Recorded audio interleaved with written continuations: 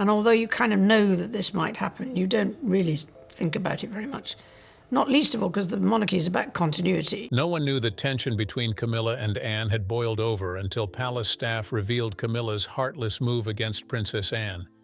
For years, the palace looked calm, but behind closed doors, a quiet storm was growing. Camilla was allegedly plotting cruel plans to push Anne out of the royal fold, using influence and secret moves. But Anne was never one to run or give up. As old conflicts surface, a silent royal battle begins. What forced palace staff to finally speak out? And how far was Camilla really willing to go? The deep-rooted hatred between two women. Princess Anne had despised Camilla for as long as anyone could remember.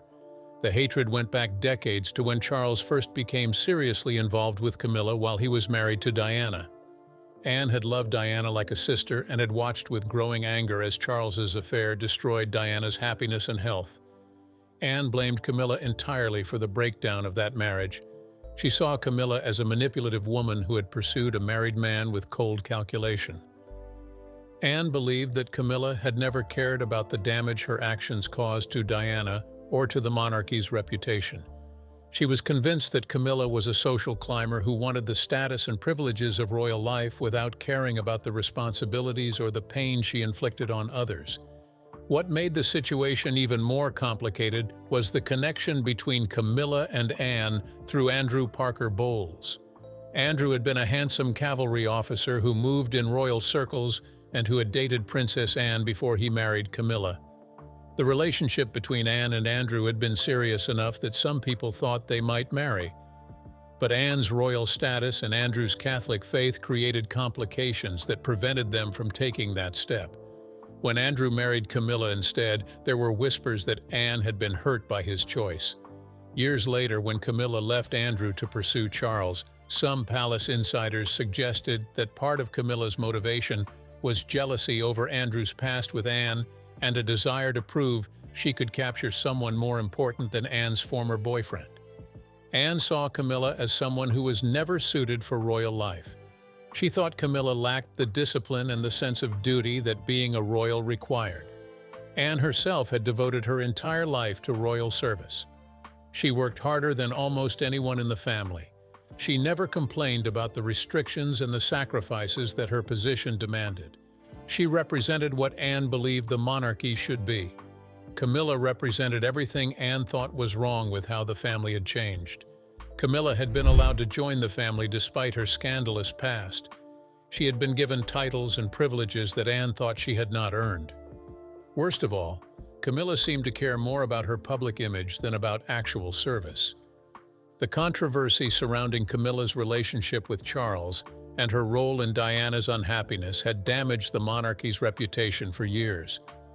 Anne had lived through the terrible period after Diana's death when public anger at the royal family reached dangerous levels.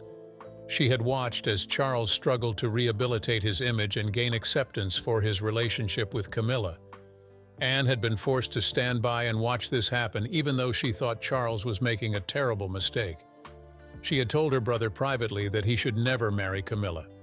She had warned him that the public would never truly accept a woman they saw as responsible for Diana's suffering. But Charles had ignored his sister's advice and married Camilla anyway. What bothered Anne most was that Camilla seemed to feel no genuine remorse for the pain she had caused. Camilla had carefully crafted a public image as someone who had simply fallen in love and who had waited patiently for years to be with Charles. But Anne knew the real story. She knew about the affair during Charles's marriage. She knew about the phone conversations and secret meetings.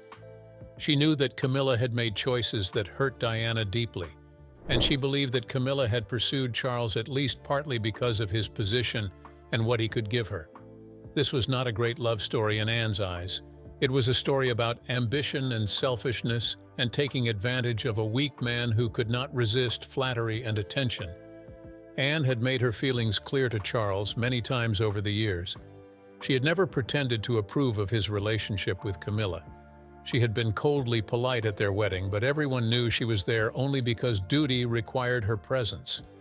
At family gatherings, Anne barely spoke to Camilla beyond what basic courtesy demanded. She never asked about Camilla's life or her work. She showed no interest in building any kind of relationship with her brother's wife. The message was clear to everyone who observed them together. Anne believed Camilla was beneath contempt and would never accept her as a true member of the family. Camilla was very aware of Anne's hatred, and it bothered her more than she liked to admit. She had worked so hard for so many years to gain acceptance and respect. She had endured terrible public criticism and media attacks. She had slowly rebuilt her reputation through careful work and strategic appearances, but she could never crack Anne's wall of disapproval. Anne's contempt was a constant reminder that no matter what titles Camilla gained or what position she achieved, some people would always see her as the mistress who destroyed a marriage. This awareness created a burning resentment in Camilla that would eventually explode into open warfare between the two women. The connection to Andrew Parker Bowles added another layer of bitterness to the relationship. Camilla knew that Andrew had cared for Anne and that their relationship had been significant. There was something satisfying about having married Andrew first and then moving on to someone far more important than Anne could ever have. But that satisfaction was always mixed with the knowledge that Anne looked down on her and judged her harshly. The complicated tangle of romantic histories and resentments created a toxic dynamic that poisoned every interaction between Camilla and Anne for decades. Camilla's rise despite the scandals. Despite the hatred from Anne and the long years of public disapproval, Camilla had slowly and steadily built her position within the royal family. She had understood from the beginning that her path to acceptance would be long and difficult. She could never compete with Diana's memory or win over people who blamed her for the divorce and the tragedy that followed. So instead, Camilla focused on quiet, consistent work that gradually changed perceptions. She took on charitable patronages related to causes like literacy and domestic violence. She did not seek attention or try to compete with more glamorous royals. She presented herself as steady and reliable rather than exciting or revolutionary. Charles's unwavering support was crucial to Camilla's success in establishing herself. He refused to hide their relationship or apologize for it. He insisted that Camilla be given appropriate status and respect as his partner and later as his wife. When they finally married in 2005, Charles made sure that Camilla received the title of Duchess of Cornwall and was treated as a senior member of the family. He shielded her from criticism and worked constantly to improve her public image. His devotion to Camilla never wavered, even when it created problems with other family members or with the public. The strategy of patient persistence paid off over the years. Public opinion slowly softened as people got used to seeing Camilla at Charles's side. She avoided major scandals or embarrassing incidents. She performed her royal duties competently, if not brilliantly. By the time Queen Elizabeth passed away and Charles became king, there was general acceptance that Camilla would become queen consort. The title that once seemed impossible for the former mistress had become inevitable through decades of careful image management and Charles's absolute determination to give her the recognition he believed she deserved. When Charles's coronation took place and Camilla was crowned queen consort beside him, it represented the final validation of her long journey from scandal to respectability. She wore the crown and received the honors that came with being the wife of the king.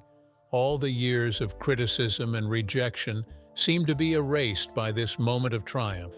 Camilla had achieved what many people thought she never would. She had become queen consort of the United Kingdom, despite all the controversy and all the people who said it should never happen. Princess Anne was among those who were devastated by Camilla's elevation to queen consort. Anne had hoped that Charles would make Camilla a princess consort instead, a lesser title that would acknowledge her position while recognizing that she was not truly suited to be queen. But Charles had insisted on the higher title for his wife.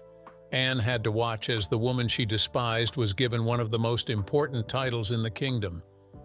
She had to curtsy to Camilla and show public deference to someone she considered unworthy of respect.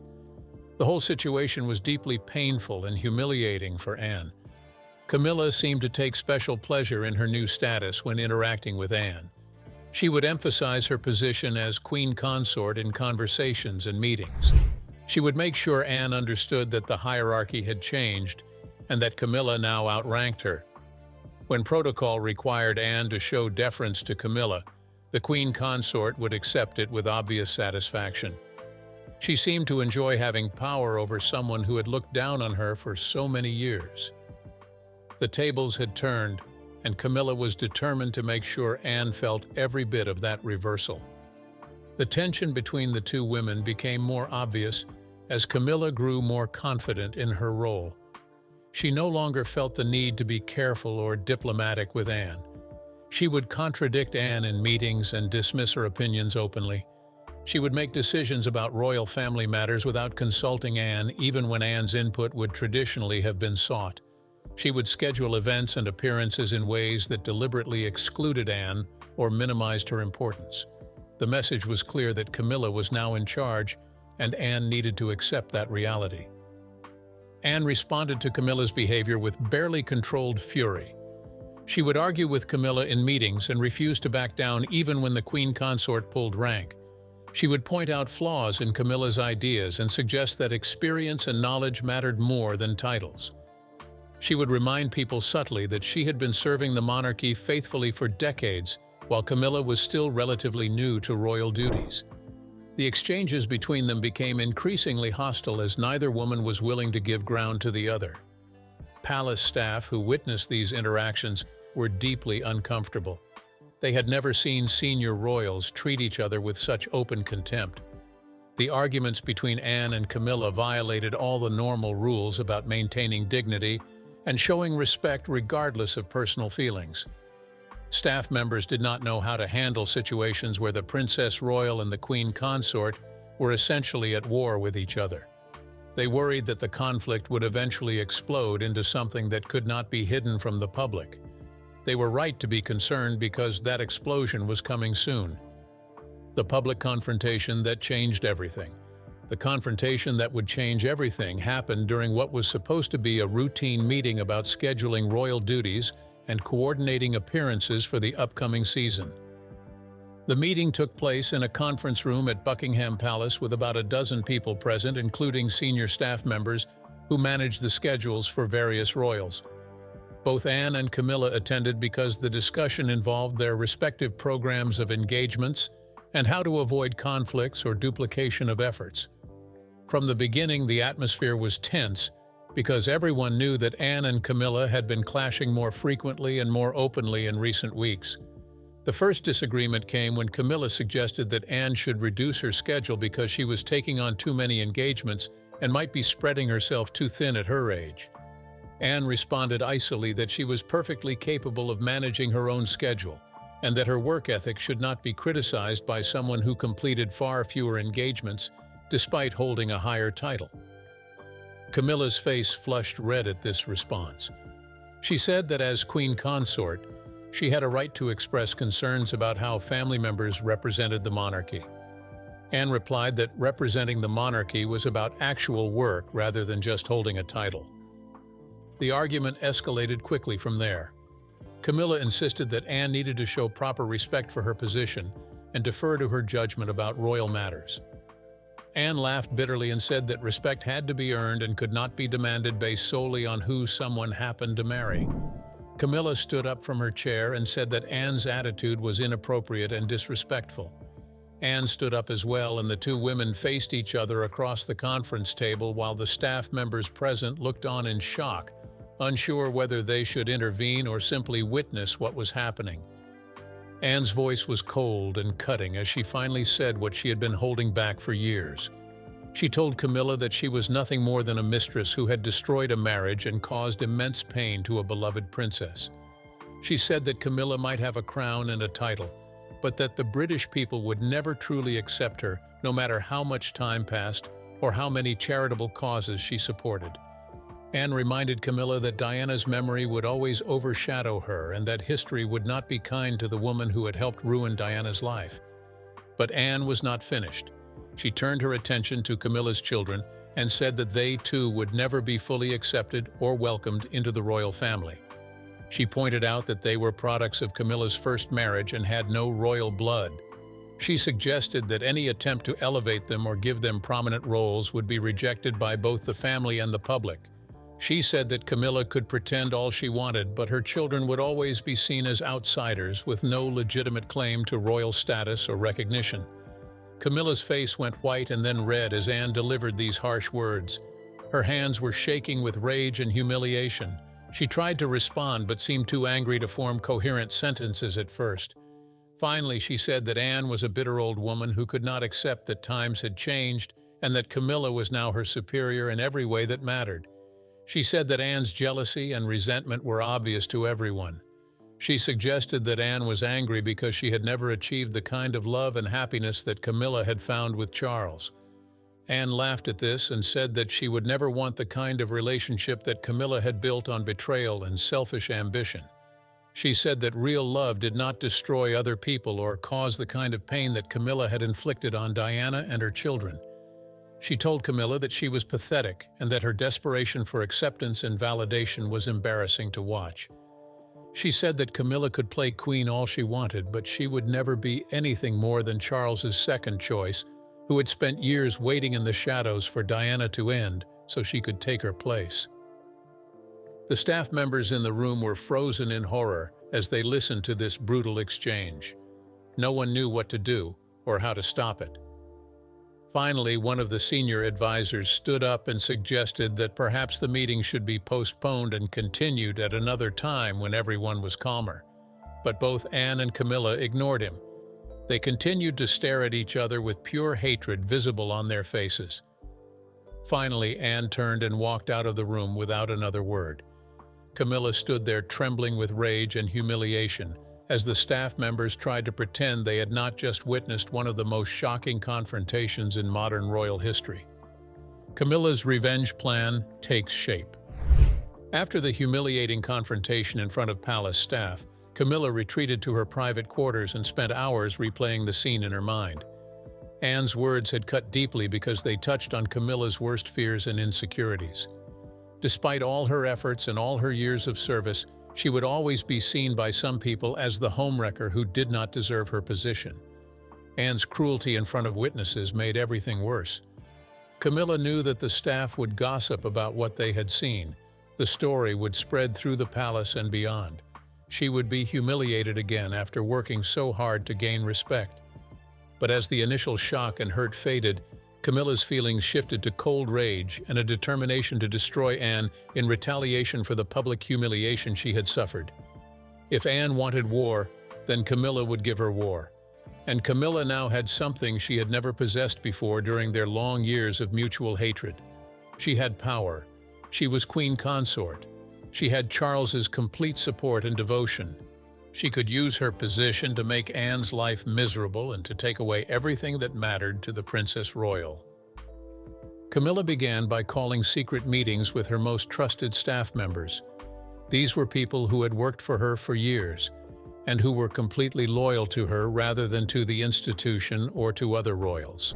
She explained to them that Princess Anne had become a problem that needed to be handled carefully but decisively. She said that Anne was undermining the monarchy with her outdated attitudes and her refusal to accept proper authority. She told her staff that Anne needed to be pushed aside and that she wanted them to help her develop a plan to reduce Anne's role and visibility within the family. The staff members understood what Camilla was really asking them to do. She wanted to destroy Anne professionally and personally. Some of them were uncomfortable with this goal because they respected Anne's decades of faithful service. But they were employed by Camilla and their loyalty had to be to their boss if they wanted to keep their positions. So they began working on strategies for marginalizing Anne and taking away her influence and her ability to continue her work. The next step was approaching Charles with carefully constructed arguments about why Anne needed to be sidelined. Camilla was smart enough to know that she could not go to Charles and say she wanted revenge against his sister for insulting her. She needed to frame the situation in terms that would appeal to Charles's own interests and insecurities. So she focused on two main arguments that she knew would resonate with him. First, Camilla suggested to Charles that Anne was getting old and showing signs of slowing down. She said it with concern and sympathy, framing it as worry about Anne's health and well-being. She suggested that Anne had been working too hard for too many years and that she deserved to retire from public duties and enjoy her later years in peace. She told Charles that it would be kind and considerate to reduce Anne's schedule and relieve her of some of her responsibilities. Charles listened to this argument and found it reasonable. He had noticed that Anne was in her 70s and maintaining a demanding pace. Perhaps she did need to slow down. But the second argument was the one that really convinced Charles. Camilla pointed out that Anne's popularity with the public sometimes overshadowed Charles himself. She showed him media coverage and social media comments where people praised Anne's work ethic and compared her favorably to the king.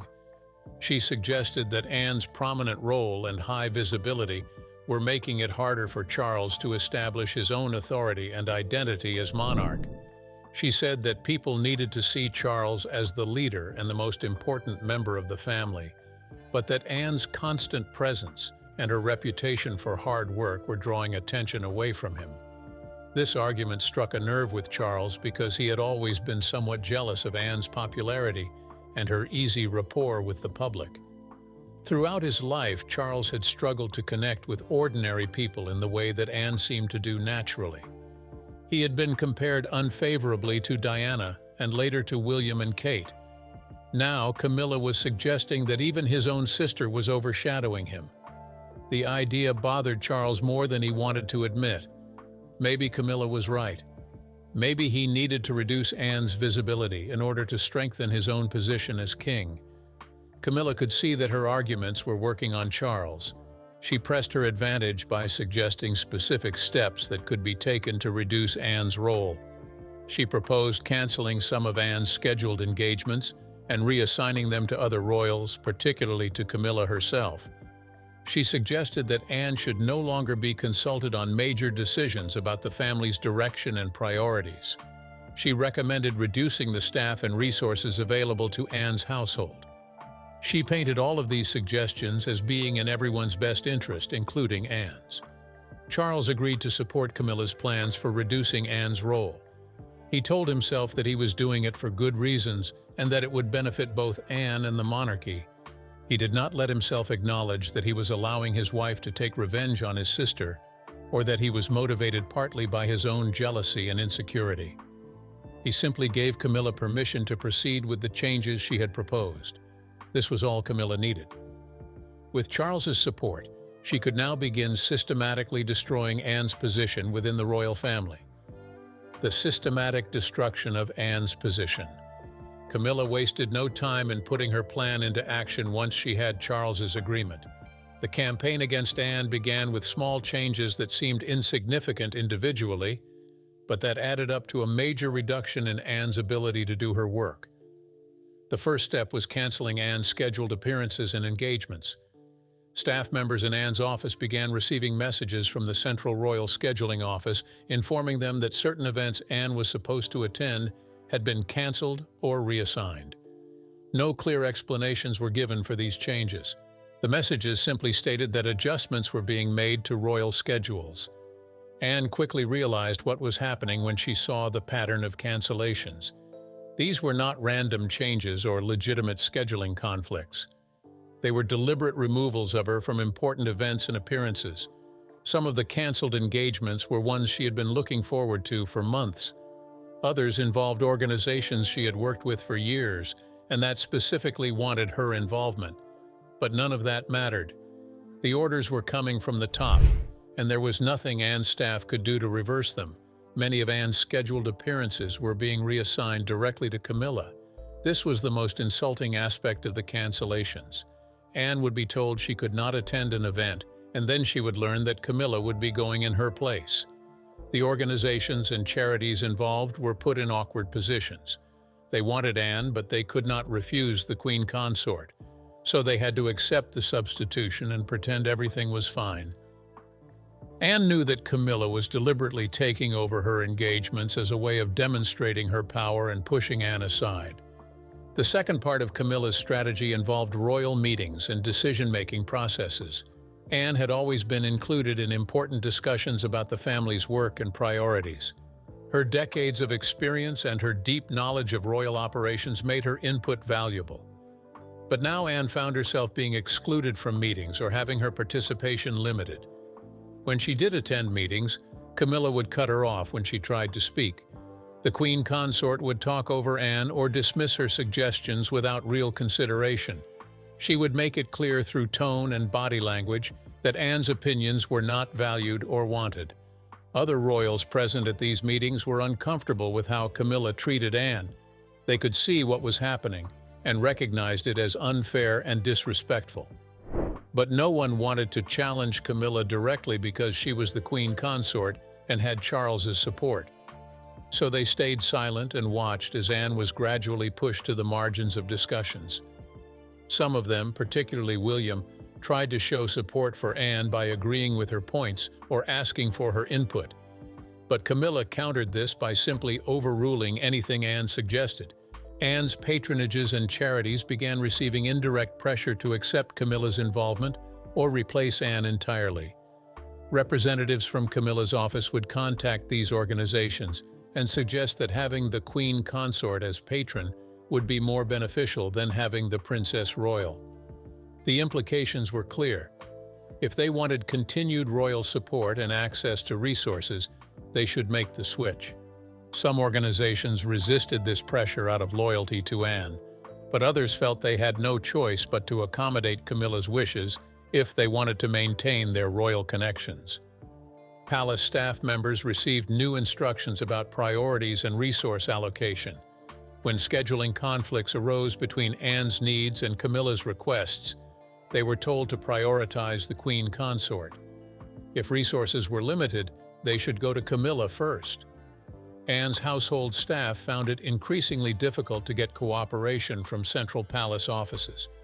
Requests for support or assistance were delayed or denied. The staff who worked directly for Anne were frustrated and angry about this treatment, but they were powerless to change it. The most painful aspect of Camilla's campaign was how Anne was being excluded from knowledge about major decisions affecting the royal family. She would learn about significant changes or new initiatives only after they had already been decided and announced. Her input was not sought. Her experience and perspective were ignored. Anne had devoted her entire life to serving the monarchy, and now she was being treated as irrelevant and unimportant. The disrespect hurt more than all the other slights and obstacles that Camilla was putting in her way. Anne tried to fight back by maintaining her demanding work schedule and refusing to reduce her activities. She would find new engagements to replace the ones that had been canceled. She would reach out directly to organizations to maintain her relationships with them.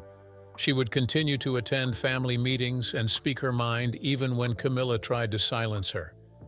Anne was determined not to be pushed aside without a fight. But she was fighting against the system and against the power structure, and that was a battle she could not win on her own. Camilla's attack on Anne's children. Camilla was not satisfied with attacking Anne directly. She wanted to hurt Anne in the deepest way possible, and she knew that meant going after Anne's children. Zara and Peter Phillips were not working royals and did not hold titles or perform official duties, but they were Anne's beloved son and daughter. They maintained connections to the royal family and enjoyed certain privileges because of their relationship to the monarch and their mother's position. Camilla decided that these privileges needed to be removed as part of her campaign to destroy everything that mattered to Anne. Camilla went to Charles with complaints about Anne's children. She suggested that Zara and Peter received too many benefits and too much attention, despite not being working royals who contributed to the monarchy's public mission. She pointed out that they had business ventures and commercial activities that traded on their royal connections. She argued that this was inappropriate and that it set a bad precedent for other non-working members of the extended royal family. She said that resources and opportunities should go to people who actually serve the institution rather than to those who simply enjoyed royal connections without obligations. Charles listened to these arguments and found some merit in them. He had his own children to think about, and Camilla's children and grandchildren who she wanted to advance. Perhaps Anne's children were receiving disproportionate benefits compared to their actual contributions. Charles agreed that some adjustments should be made to how Zara and Peter were treated in relation to royal events and resources. He did not fully understand that Camilla's real motivation was hurting Anne rather than implementing fair policies. Camilla began working behind the scenes to exclude Zara and Peter from family events and gatherings. Invitations to royal occasions that they had previously received as a matter of course suddenly stopped coming. When Anne questioned why her children were not included, she received vague explanations about limiting guest lists or focusing on working royals. But Anne knew that other non-working family members continued to be included. Her children were being specifically targeted for exclusion. The campaign extended access to royal properties and amenities that Anne's children had previously been able to use. They were quietly told that certain areas were no longer available to them, or that they needed special permission to access places they had visited freely before. These restrictions were petty and mean-spirited. They served no real purpose except to make Zara and Peter feel unwelcome and to remind them that they were only tolerated rather than truly welcomed within the extended royal family. Most cruelly, Camilla spread rumors and innuendo about Anne's children and their business activities. She suggested in private conversations with her friends and supporters that Zara and Peter were improperly exploiting their royal connections for commercial gain. She questioned whether their business ventures were entirely legitimate or whether they were taking advantage of their family relationships in unethical ways. These suggestions had no basis in reality, but they created doubt and suspicion that damaged Zara and Peter's reputations. When Anne learned about the attacks on her children, she was furious in a way that went far beyond her previous anger at Camilla. Attacking Anne herself was one thing. Anne could handle professional sabotage and personal insults. But going after her children crossed a line that Anne would not tolerate. Her protective instincts as a mother overwhelmed any remaining restraint or caution she might have felt about confronting Camilla and Charles about what was happening. Anne went directly to Charles and demanded to know why her children were being treated so badly. She told him about the exclusions and the restrictions and the rumors. She said that Zara and Peter had done nothing wrong and did not deserve to be punished because of Camilla's vendetta against their mother. She asked Charles point blank whether he understood that his wife was using her position to hurt his niece and nephew out of pure spite. The conversation was heated and ended with Charles refusing to admit that anything inappropriate was happening. The attack on Anne's children proved to be a strategic mistake by Camilla. It was the catalyst that pushed Anne to stop playing defense and to start actively working to expose and destroy Camilla's position. Anne had been trying to maintain some level of family peace and to avoid creating scandals that would damage the monarchy. But now that her children were targets, all bets were off. Anne decided that she would use every resource and every connection she had to fight back against Camilla and to reveal the truth about the Queen Consort's vindictive behavior. Anne's counterattack and Camilla's downfall. Princess Anne had built her life on restraint. From the moment she understood the weight of her surname, she learned to carry it without complaint, without spectacle. She worked when others retreated, endured when others protested, and stayed silent when silence protected the crown. While scandals flared around her generation and the next, Anne remained the monarchy's immovable constant, disciplined, unshowy, and unbreakably loyal to the institution. For decades, she had swallowed personal grievances in the name of stability. She had watched marriages fracture, alliances shift, and reputations collapse, all while keeping her own counsel. Family disputes, she believed, were private matters. The monarchy survived because certain people chose duty over emotion, and Anne had always been one of those people, until Camilla crossed a line that Anne could not ignore. The attacks on her children were not loud or obvious. They were subtle, strategic, and deeply personal. Whispers placed carefully, access quietly restricted, opportunities delayed or denied. At first, Anne hoped it was coincidence or overzealous aides acting without direction. But as patterns emerged, the truth became impossible to dismiss. These were not accidents. They were calculated moves. Camilla's reign, Anne realized, was not just about influence or survival. It was about control. And when Anne discovered the full scope of Camilla's schemes, how palace protocols had been twisted to settle personal vendettas, how private staff had been used as conduits for manipulation, how her own children had been positioned as collateral damage, something inside her hardened. Silence, which had once been her shield, now felt like complicity. Protecting the monarchy no longer meant protecting Camilla. Anne moved with the same precision that had defined her entire life. There were no public confrontations, no emotional outbursts. She began by listening. Senior palace staff who had worked under multiple reigns trusted her, and they spoke freely when she asked the right questions. Quiet testimonies emerged, accounts of instructions that violated protocol, of pressure applied behind closed doors, of a queen consort increasingly convinced that rules were optional if power was the prize. Anne documented everything, every breach, every abuse of authority, every moment where personal ambition overrode institutional integrity. When her evidence was complete, she went first to William and Kate. It was not an emotional appeal, but a presentation of facts. Anne laid out what she had found, explained how Camilla's actions threatened not just individuals, but the future stability of the monarchy itself. William, already sensitive to undercurrents of manipulation, understood immediately what was at stake. Kate, measured and perceptive, recognized the danger of allowing such behavior to continue unchecked. They gave Anne their full support. With their backing secured, Anne made her boldest move. She confronted Camilla directly. In a private setting, away from sympathetic ears, Anne presented the evidence, records of conversations with private staff, proof of protocol violations, and the most explosive revelation of all, Camilla's private discussions about positioning herself beyond the role of queen consort, about a future where Charles would be sidelined and power consolidated in her own hands. Whether fantasy or intention, the mere existence of such conversations was catastrophic. Camilla, so often composed and calculating, faltered. For the first time, the armor slipped. She understood instantly what Anne held in her hands. Years of image rehabilitation, years of carefully stepping out from Diana's shadow, years spent crafting public acceptance, all of it could collapse overnight. One scandal would not merely wound her, it would redefine her legacy. Camilla broke. She fell to her knees, begging Anne not to expose her, pleading that everything she had done was for survival, for relevance, for fear of being erased by history.